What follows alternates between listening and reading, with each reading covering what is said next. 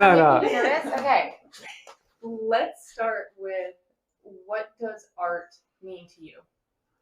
Oh, that's a big one. Let's see. I mean, it's kind of like everything, the whole life. For me, the art is like it's just like one big project of learning and getting better and making things, and it's kind of just what I've always done. So it's kind of everything I do. If it's a little too broad, I don't Yeah. know. Let me narrow it down a little bit. What do you think art's role in the community is? I think it brings together a community. You know, it kind of brightens up a place. It makes people feel inspired around where they're at, you know, especially like with the outdoor mural stuff like that. You know, you can see it transform a community. You know, they do it all over the country where once the artists kind of move in and start painting walls and it brings life into a space and the community starts coming together and it just it's it's not the backbone of the community, but it kind of helps inspire the community, helps make it grow, and it's kind of in that positive direction, I think. We're sitting in your studio, and the walls are covered with pops of color and art and words and images. Have you always surrounded yourself with art, with color? Yeah, I growing up, all the walls in my parents' house were covered in my dad's paintings. You know, my dad's a really good painter, and he was a graphic designer by trade, and so I was always just art on the walls and encouraged to do art, and very supported in that realm. So, and then, as I got older and I started having my own space to work in, I realized that the environment in which you're in kind of dictates how your art comes out. Sure. And at the time, as I started figuring this out, I was living in my van and wasn't like the brightest of times, but we were making surfboards, and a lot of girls were ordering boards and ordering bright colors. And so the leftover materials from the surfboards, I would just paint on the walls and cover the walls just because that's what I did. And I noticed like I started getting happier and I liked kind of being in these like bubbles of color, and it just kind of makes me go in and get it's like just a jolt of energy and electricity. So it's kind of like a way to it's like my little battery. If I cover the walls with Yeah.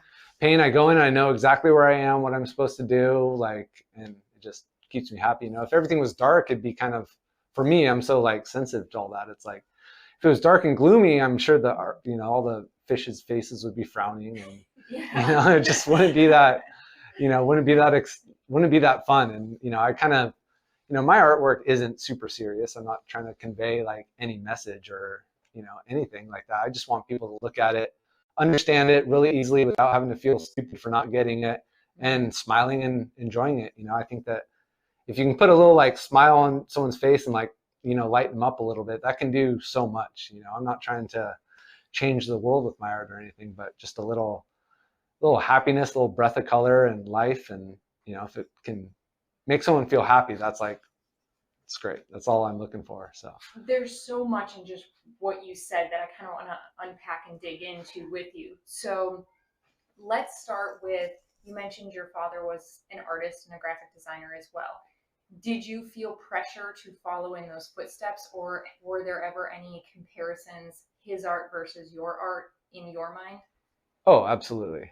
I Art was really frustrating for me for a long time because my dad was so good, and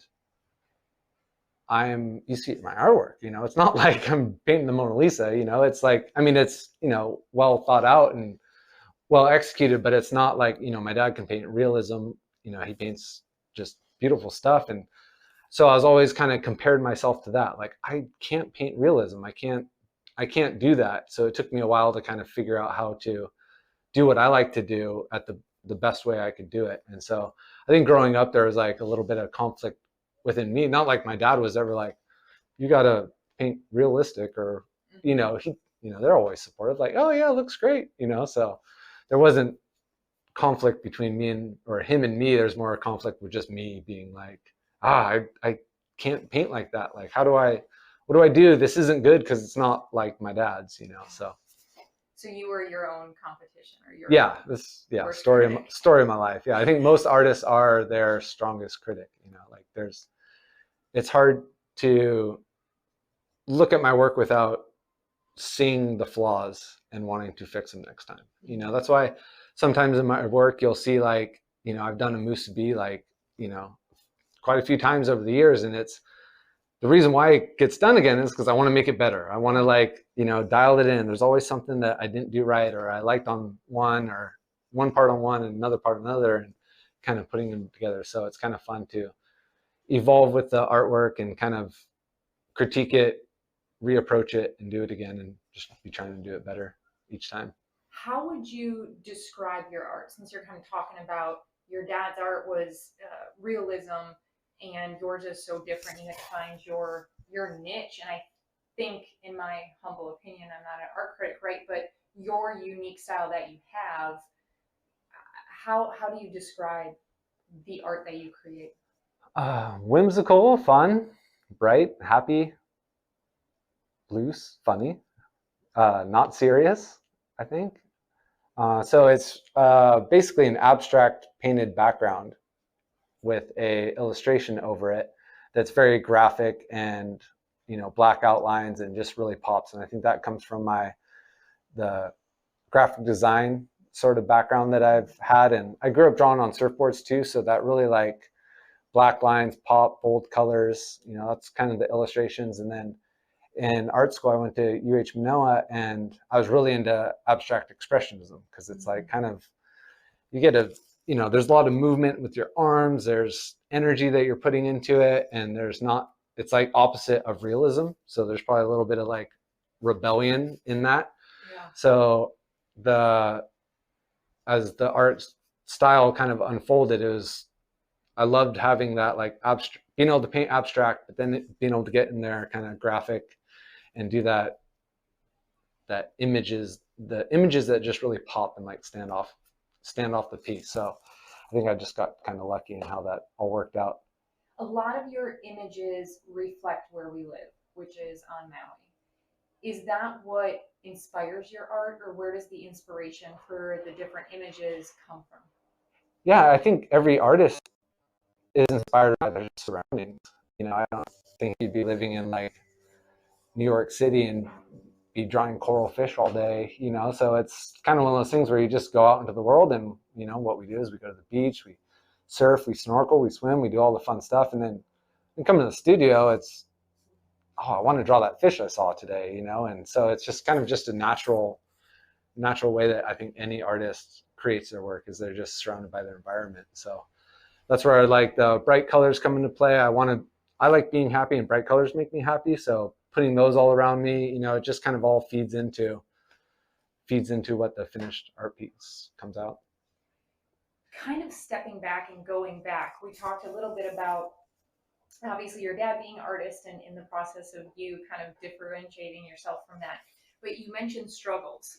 And I think with any artist, we think of, like, the starving artist, right? Whether it's a visual medium, a writer, a poet, whatnot. So was there a starving artist period for you? And what did that look like? What was that part of your life? That was between, you know, my wife's here right now, so she's just she's so glad she didn't meet me then. Yeah, there was, I think it's all, I mean, I'm sure some artists never had to do the struggling artist thing, but I think for artists, you kind of want to have to get to that point in order to, like, build it up from nothing, sort of thing.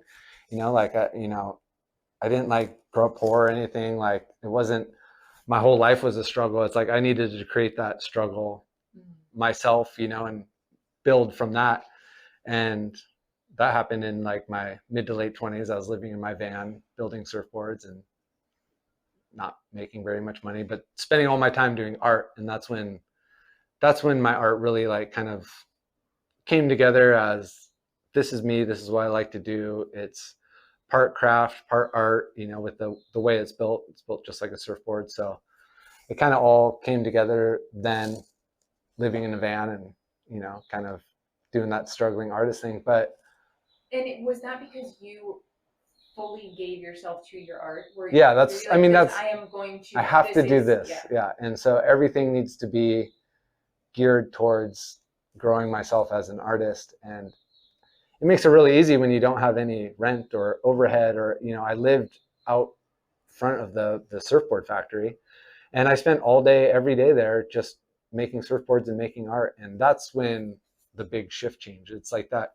Once you commit 100% to it and put in the work, it's gonna work. Like, there's just no way you can't give 100% into something and have it not work. And I think luckily for me, I didn't have to live in a van very long, and it slowly started to build and grow, and, you know, worked out from there. But that starving artist thing is real. I think the trick for artists is just to not make sure that that's their identity, you know, that their whole world doesn't, you don't have to stay in that starving artist stage. You can be there, enjoy it, use that time to practice your art, learn it, grow, figure out how to make it work. And then, I mean, it's a hard transition to make, but move out of that struggling artist into, no, I am an artist.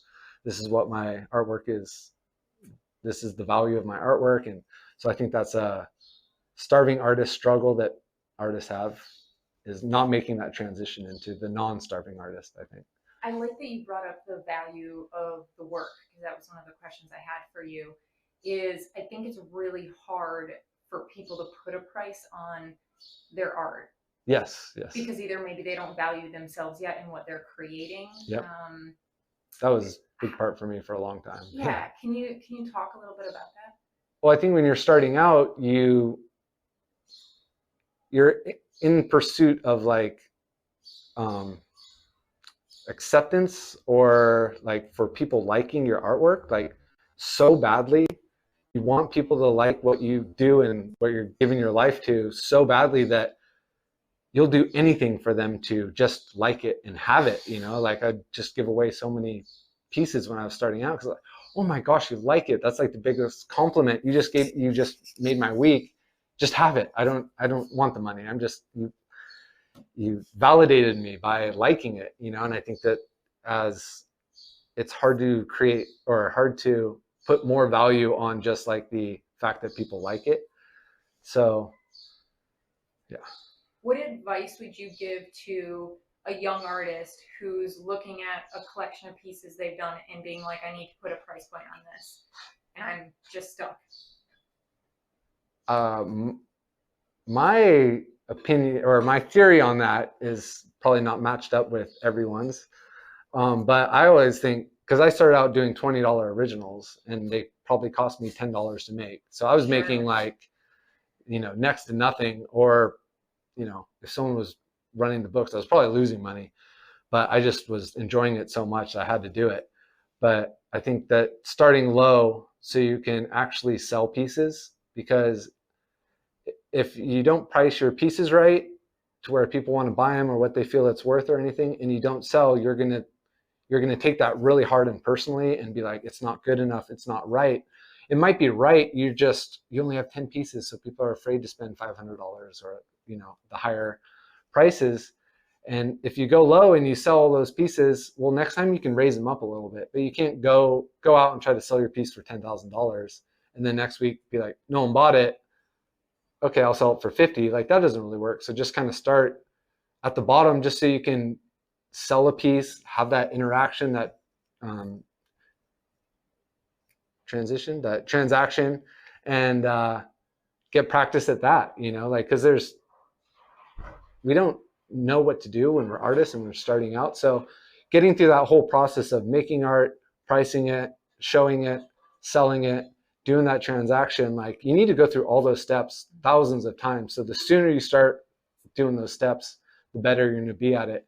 And if you start low, you're going to be selling more pieces than you would if you're starting really high. So I always think, just, you know, if you're doing your first art fair or something like that, like, price them so low that people will want to buy them, and then great, you have to go make more stuff, you know. Yeah. But when you're starting out, you know, it's like, also encouragement, because your stuff's moving. So yeah, that's what it was. Yeah, like, people are taking it for $10, maybe next weekend I can do 15 or 20 or whatever. Totally. Like, oh, I can't sustain this at $10, I'll have to raise my prices. But at least you know what you're doing is working. Mm-hmm. And then you've interacted with people now, you've done a few sales, like, your confidence is up a little bit, and you'll feel more confident saying $15, where when you first start out, you're like, oh my gosh, $15.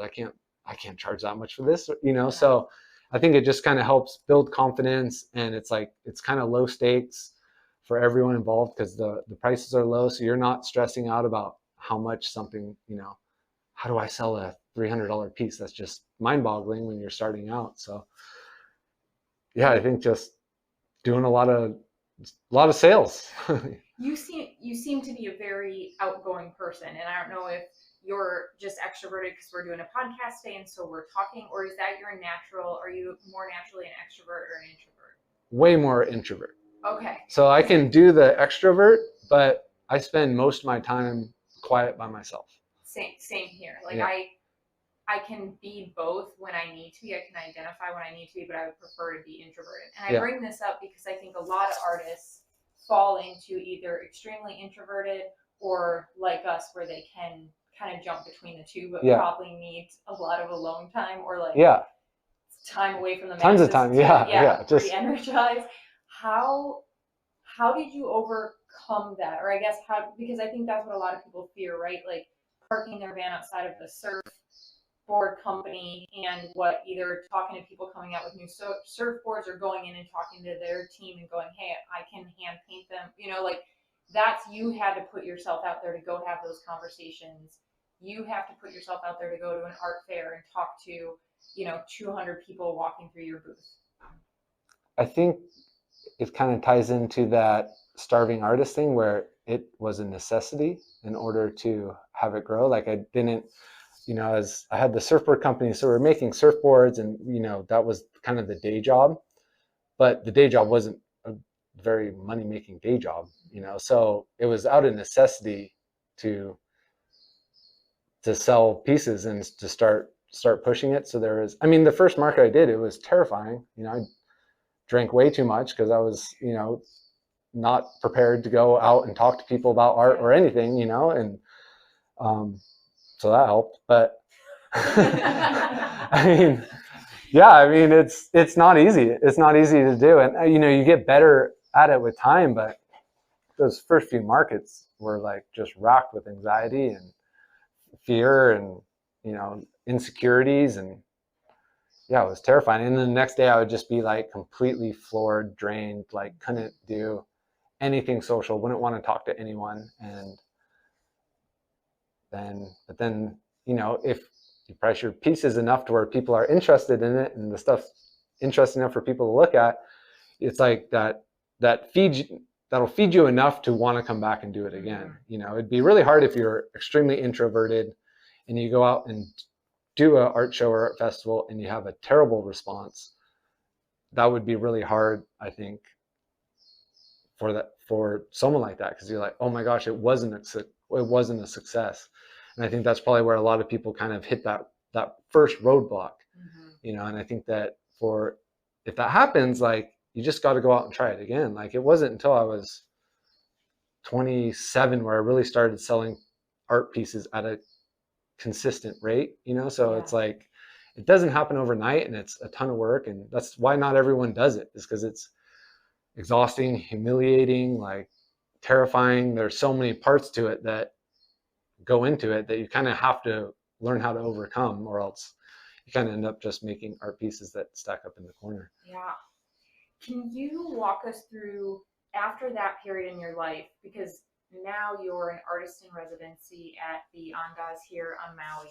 So can you kind of take us through, you just mentioned around age 27, you were starting to sell consistently. Between then and now, what was the path? So I started selling consistently enough where I could stop doing labor on the surfboards. There's a friend of mine and I who had the surfboard company, and I would do a lot of labor, the fiberglassing of the surfboards. And after doing maybe half a dozen markets, people were buying the artwork enough that I could stop doing a lot of the labor on the surfboards.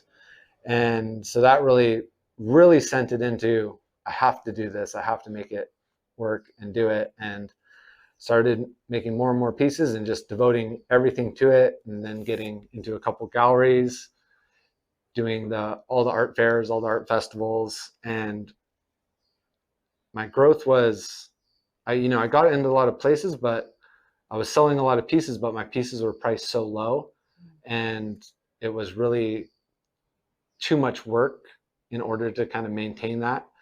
And so I guess I kind of started to have to figure out how to make my pieces better and worth more money, and do a little bit bigger pieces, because I started out doing 6x8 Sure. tiny pieces, and so I started doing like larger pieces, 24x32s and stuff like that, and it grew. I started going in some galleries and stuff, and then I got lucky because I met my wife, and I had galleries, and I was selling commissions out of my studio, and it was pretty small time. Like, it was fine for like a surfer dude on the North Shore, like doing his thing. Yeah. And when I met my wife Chieko, she came in and was like, "You're not selling that for that price." And she's really good at sales and business, and you'll talk to her, but she transformed the business side aspect that I was completely lacking and had no interest in. I was like, okay, I can figure out how to like do invoices with the gallery and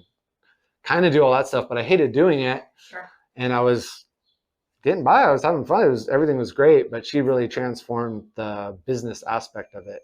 And that's where like it was really hard at first for me to like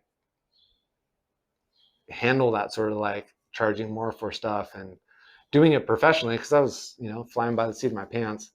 And yeah, so she showed me how to have it be a business and kind of remove the artist from the business side for me, like going, okay, this is business stuff, and then this is the art stuff. And from there, yeah, she was just pushing me to make better pieces, because when I first started out, it was a lot of just black lines with just a few colors on it, and it's grown since then. You can see the coral fish piece there.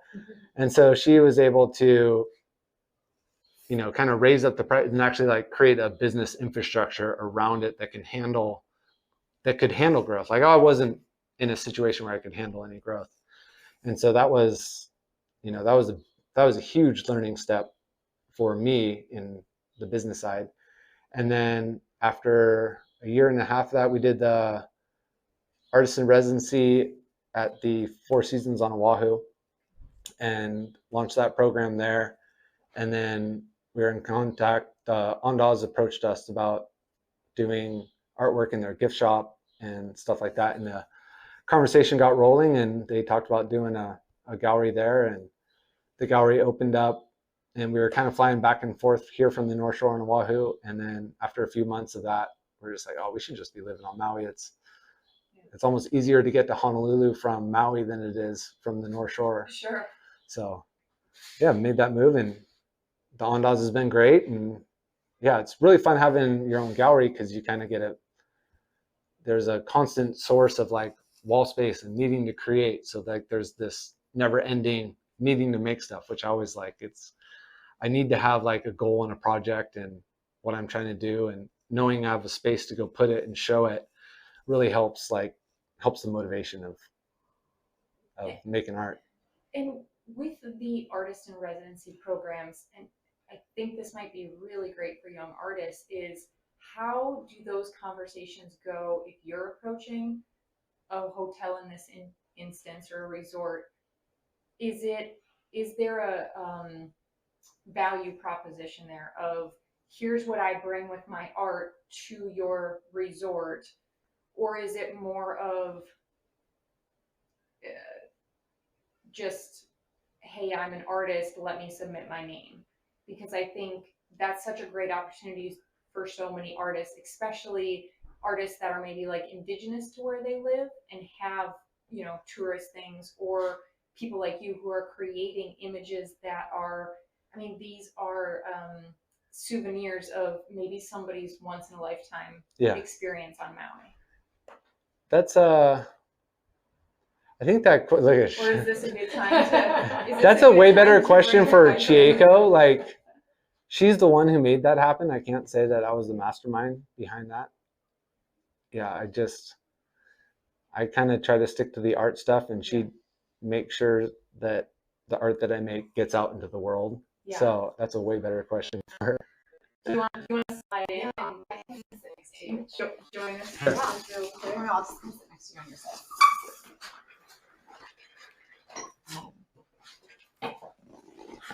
Hi. Hi. Yeah, so I think that for different artists, it's going to be dependent on where they're at and what their ultimate goal is.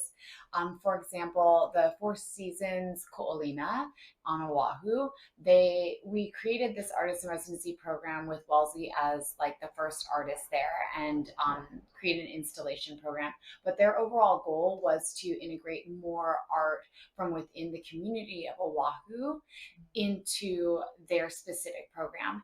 And so they hosted a weekly art walk that was held by the resort. And then it invited all different artists from different stages to be able to come do exactly what Welzie was talking about, having these art markets. So allowing artists to then create their own community, because all these artists would gather together and then they would sell. It didn't mean all of them would become an artist in residence, but it gave them opportunity to start to build connections. And then as they grow as artists, then that residency might appear. Ours is a very unique situation at the Andaz, as we created this program with them wanting to have like his art prints, but we don't do that. We sell fine art. And so a gallery was really the only option. But really what they were looking for was a gallery. So we were able to create a program in that sense that his unique style fits the Andaz. Andaz means unique branded styles, like this unique style. So just really that collaboration worked. And so I think that that's a possibility for a lot of artists to be able to find that right connection. It doesn't have to necessarily be a resort. It can be something as simple as, a restaurant, or what fits them, because every community has different needs. And so an artist in a residence program can work for anyone, but it is going to be unique to individuals and whoever's going to be hosting it. Really finding that niche that aligns with what maybe your art message or what your art kind of radiates. And your purposes need to align. For the Andaz, it is a lot about the Andaz Resort in Maui is creating experience for people. And that is something that in our gallery, we're able to create a story with experience. So not only do people come into the Andaz and they're seeing this beautiful view of Maui, but then it's also surrounded by this super unique artwork that's throughout the resort. And then when they come into the gallery, we offer experiential art. So we offer art classes that bring people in to make collaborative art with something that Welzie's already made. So a lot of our purpose is to create experience, because that's what creates memories, and those are the memories that you look back on fondly and smile. Hence, if you decide to pick up a piece of art that like brings all of that in. So it just depends on what your why is. So now that I have both of you here together, you mentioned a big turning point in the trajectory of your art career was when you met your wife, Chieko. Can you guys share with our listeners how you guys met? Uh-oh. Yeah, I'm so bad at directions. So bad. So even with Google or whatever maps, it says turn right, I go left. I'm really, really bad at directions. And so I was physically lost and ended up at a very early time in the morning, and his workspace, which never varies, like he said, he lives in front of it. So he doesn't go far from it. Just for the record, I wasn't living in the van at the time. I was living beachfront at Sunset Beach. Yeah. It was, yeah. That is true. That is true. So I was lost and looking for directions, and somebody pulled up in a white Ford truck, and he popped out, and was like a very handsome man with blue eyes. And was the only other person that could ask directions. So I asked him for directions.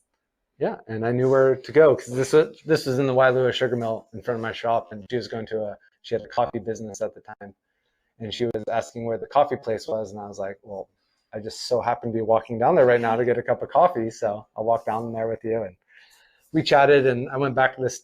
She found her spot, and I went back to the studio, and I made a little art piece that had a cup of coffee on it with the name of her coffee company. And on the back of the art piece, I wrote, "Your smile made my day." And then I wrote my phone number, and then I wrote a little arrow pointing to the number, and I said, "just in case." And I waited till I saw the back of her car open, then I went outside and her car was gone. I was like, oh, I missed her. And as I walked back to my studio, I could see her car parked in another spot. And I was like, oh, there's her car. So I snuck over there. I put it in the back of her car, and she had paint on the mat of her car. I was like, oh, she's an artist. Like, yeah, it's on. And she was, so it worked out great. But then I went back to my shop, and I could see her car like the whole day of working. And we met at 7 a.m, and she was there for like, I don't know, 10 hours or something. And I had like gone out the night before. I was just in there to get something and go back home. And so I ended up just like painting the whole day. It was like probably the most productive paint day I had, because I was like, I just want to wait to see if she sees that and then comes back and finds me at the shop. And, you know, she never did. And yeah, but got a phone call a month later, and she was like, do you want to get juice or something? And I said, yeah. Actually, I said, thank you. I wanted to drop him off coffee because literally I got this art piece in the back of my car, and I was like, but it made me smile every day. And so I said that I would like to, you know, drop you off some coffee. This art piece made me smile every day. Then I was like, well, he was very handsome. And I was like, but if you're single and available, keyword, and available, then I'd like to have juice. So I became available. That night. And I got a voicemail back very specifically saying, I'm so glad you called, and I'd really like to have juice. I'd like to have juice. And then we made a date. Yep. And that was it. That is a beautiful story. I love that. Now, you guys are also business partners. Is that how you would describe the business side of your relationship? I'm an employee. Okay. Yeah. I work for you. Okay. I think that's right. No, we're partners. I feel like we have divvied off our strong suits, and what he's really good at. He's the one you want to pick for Pictionary, and I'm the one you want to run your business. Yeah, to run your business. Yeah. How did morphing that part of your relationship work? Because obviously you're living together. It was so smooth and seamless. We never fought at all. That's amazing. Perfect.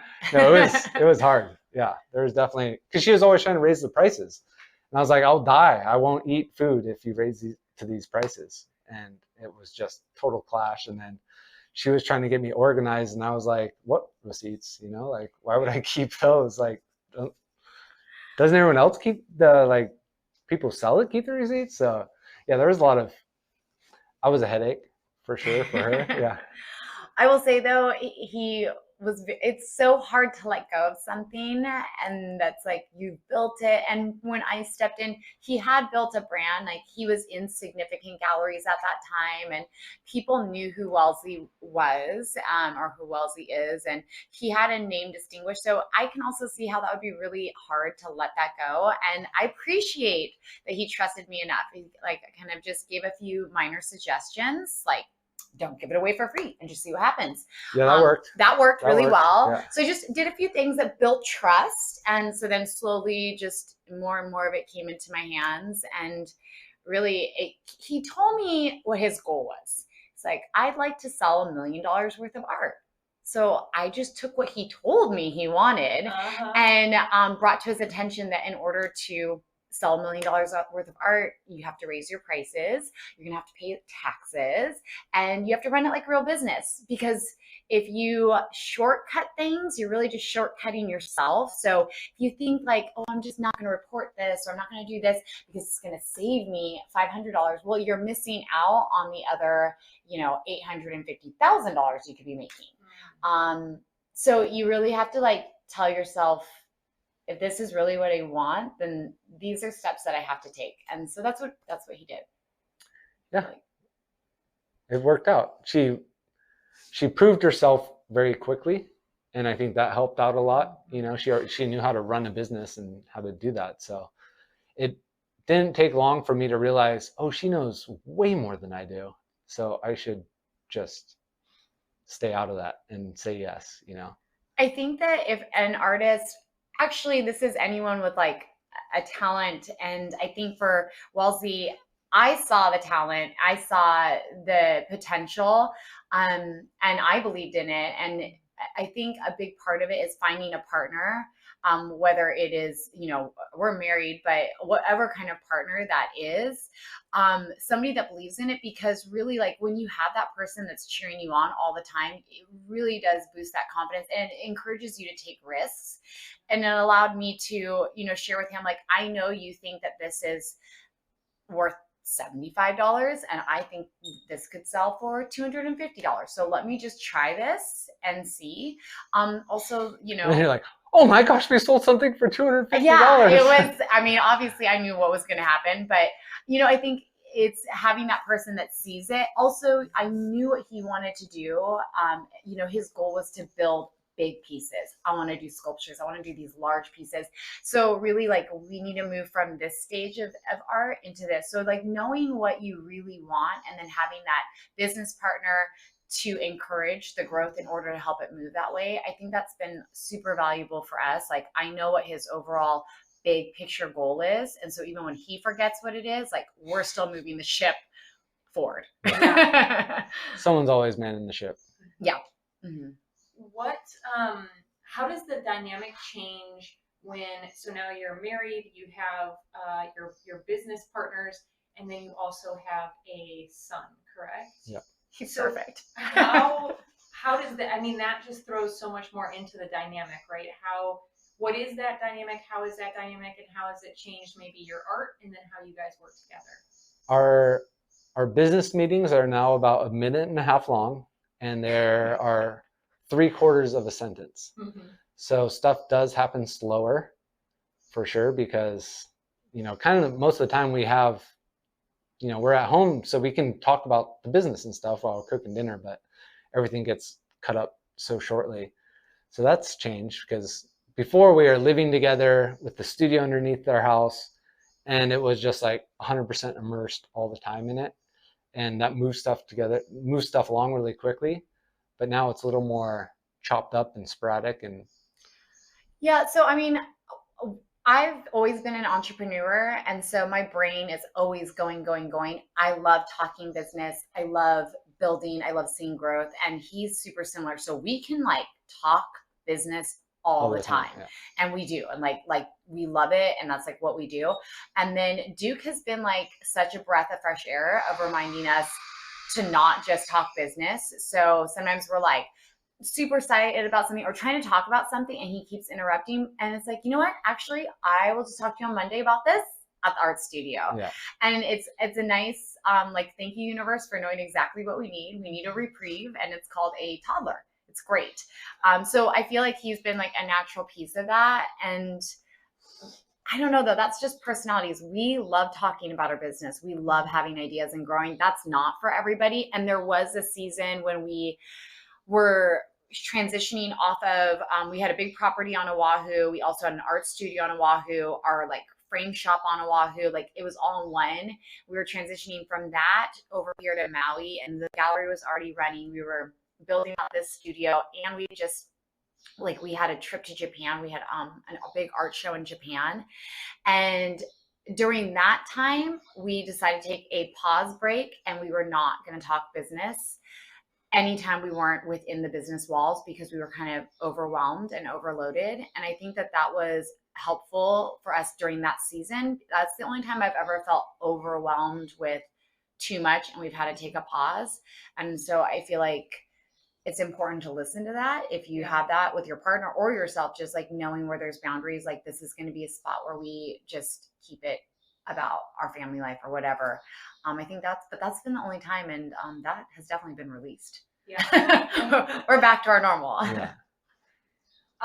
Just a couple questions to wrap up with you. Was there a mentor in your art career, or was there somebody besides your dad that was coming up alongside you, encouraging you, or that you looked up to, or that you went to for advice? There's like people along the way that played different roles at different times. Like on the North Shore, I worked before starting my own surfboard company. I worked at Charlie Walker's surfboard factory, and there I learned just a ton about, making stuff with fiberglass in resin and foam and all the techniques. And then, so that really helped that. I think that I met Heather Brown when I was probably like 28 years old. She came into the surfboard factory to order a surfboard and saw what I was doing. And they were so friendly and open and nice about sharing tips on art and like the art world. And at that point, I'd kind of grown up with, you know, you'll only be famous when you're dead, or you can't sell. Like my dad kind of had that old mentality of like, you can only make paintings on canvas with oil, you know, like just kind of limited thinking. And meeting them and seeing their studio and the business they ran, it was just like, that one's the light turned on and was like, I need to do this like way more serious. There's so much more I can do with this than just make paintings and sell them at a market. So I think those two were extremely pivotal in like the things that came along. And then, I mean, there's a ton of artists that inspire me. You know, as growing up as a kid, I was always into Drew Brophy's artwork. He would draw on surfboards and I would just copy his artwork, you know, at home after school and just practice doing that. And so tons of artwork or tons of artists that inspire me. But I think that like those two, Heather Brown and Charlie Walker, were kind of like the art side, and then I needed to learn like the craft side of it. And so I think those were the two most pivotal. Charlie was just always so like, he's not like an encouraging type of guy, but he wasn't discouraging at all. Like he was always into projects I was making. I was making like a 14-foot tall two-headed llama at a shop, and he was just like, you know, right in front of the door, like just being an idiot. And he's like, oh, that's cool, you know. And from him, that was like totally encouraging, you know. And he just had a way of like figuring out how to get stuff done and make stuff, and you know, just abstract ways of thinking how to execute a task. So I think that was like the craft side of it from him for sure. And you have a podcast as well where you are giving more tips about art to artists? Well, we tried to do a couple podcasts and then we stopped doing that. I realized it was easier to just make like a little YouTube video, like 5 or 10 minutes of like the points I'm trying to make, because I can just ramble on and on. Like I can talk art and growing your art and all that stuff constantly all day. Like I just love it and it's so much fun. So we figured like the podcasts were kind of boring, so we're just like trying to make like YouTube clips, like, you know, 5 tips for your first art festival, you know, just breaking it down super easy. Because I think that when artists are starting out, there's like so little guidance and everything is so big and overwhelming that if you can kind of just break it down to the necessities of like, you know, what you need, what the basics here, you need a table, you need your art on the walls, and, you know, just, you know, there's a list. But so just trying to convey that in a digestible form for artists to kind of help break artists from that initial step of, you know, I have a bunch of cool paintings at my house. I love them. All my friends think they're cool. Like, but I'm too afraid to go outside and show them. And I kind of want to like help break that gap, because for me, it took a long time to do that. And I learned a lot of stuff on the way. Like it all kind of started from nothing. So I can relate to that artist that's doing stuff, wants to get out there in the world, but is too like timid and insecure or nervous to do it, and all the fear and stuff. Like I've had all that, so I know what that's like, and hopefully I can kind of help encourage them to just get out there and do it. We sat down today and we had a conversation about your art and your career. If you could sit down with anyone, living or dead, and have a one-on-one conversation like this, who would that be? With an artist? It doesn't have to be an artist. Oh, wow. I guess I would say artist, just to keep it on topic. Picasso would be pretty fun. He seemed like he was a guy who liked to have fun, make a lot of art. You know, he was breaking boundaries when he was doing it, so he would have fun stuff to talk about with people not liking his artwork, because I think that would be really interesting. His story, you know, his stories would be probably pretty interesting, I think. Basquiat would be really cool. You know, but he was alive a little, I think he died later than Picasso, right? So one of those guys I think would be really fun. Pollock is an artist that I always loved, but he's kind of a crazy drunk, so he probably wouldn't be probably be fun for like an hour and then just get out of control. That could be fun too, though. Yeah, that'd be fun. I have such a great memory of being at the Art Institute of Chicago and walking around a corner, and Picasso's, I think it's titled The Old Guitarist. Yep. But it's in blue. I just remember like walking around the corner and it just being there.